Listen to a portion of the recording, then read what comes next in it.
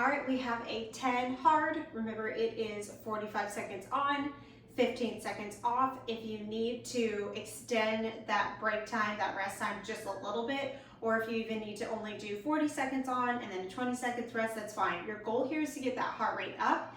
Keep that heart rate pretty elevated with a minimal amount of rest in between your exercises.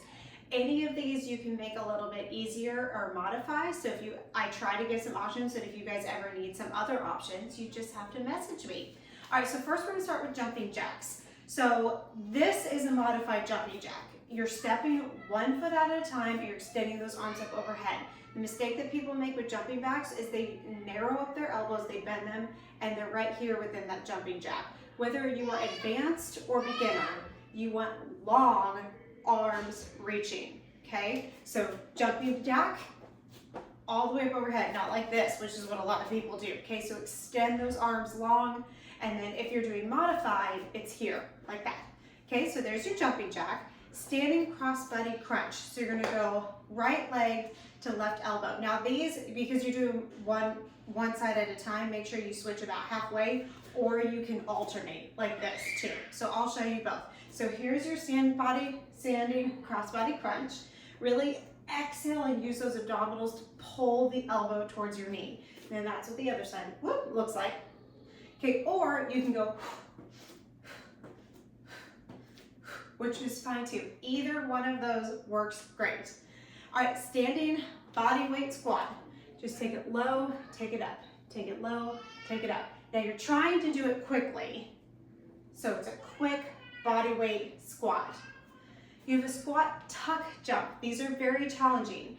Now, if you need to just go to a classic squat jump, that's fine, but a tuck jump, you go into a little bit of a squat, not a full squat, just like a mini squat, and you jump, and you kind of pick those feet up and your knees up a little bit further off the ground. So you go tuck, tuck, tuck, like that. So you won't be able to do as many of those as you would a normal squat jump. All right, butt kicks here. Kind of like you're running in place. You're gonna kick your butt, kick your butt, kick your butt. Now I'm gonna speed it up. It's butt, butt, butt, butt, butt, butt. The foot stays flexed, and you are really utilizing these hamstrings to draw your heel towards your bottom.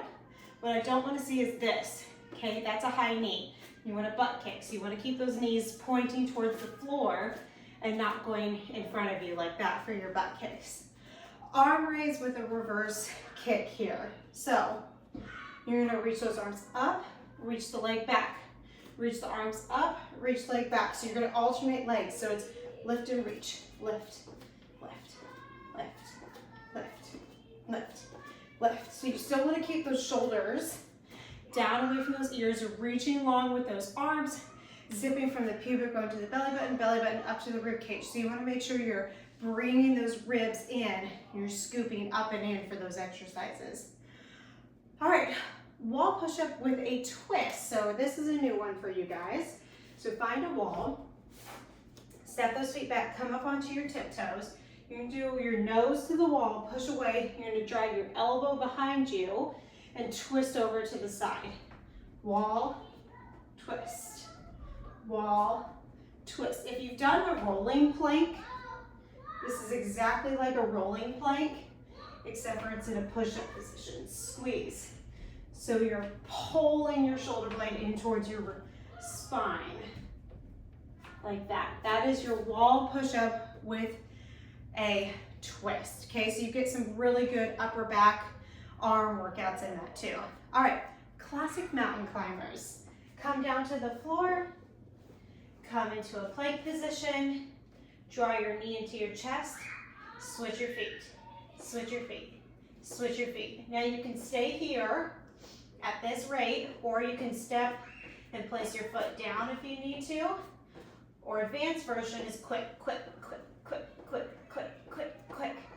You're trying to keep your knee and your foot away from the floor. So not only are you pulling your knee forward, you're also pulling it up towards your face. So that way your belly stays lifted and you're trying to keep that leg away from that floor. That lift away from the floor, along with the drive forward, is what's really gonna engage that core, but it's a lot of cardio too. All right, standing oblique crunch with a leg lift. So I would do one side at a time with this one. So just about 25 seconds for one side and 25 seconds for the other side. So you're gonna stand on one leg, lift the opposite arm up, and that same leg is extended. You're gonna lift and reach for that leg. Lift and reach for the leg. So I'm kind of reaching my fingertips towards my toes, and I'm using this side of my body to lift that leg like that. So from the other side.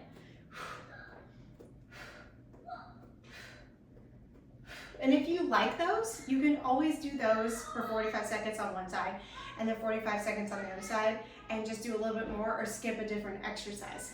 That is fine too. All right, last exercise is a wall squat. So find a wall, sit down, place your whole spine up against that wall. So you're lengthening here, drawing the shoulder blades back, pressing them against the wall, bring that belly button up and in.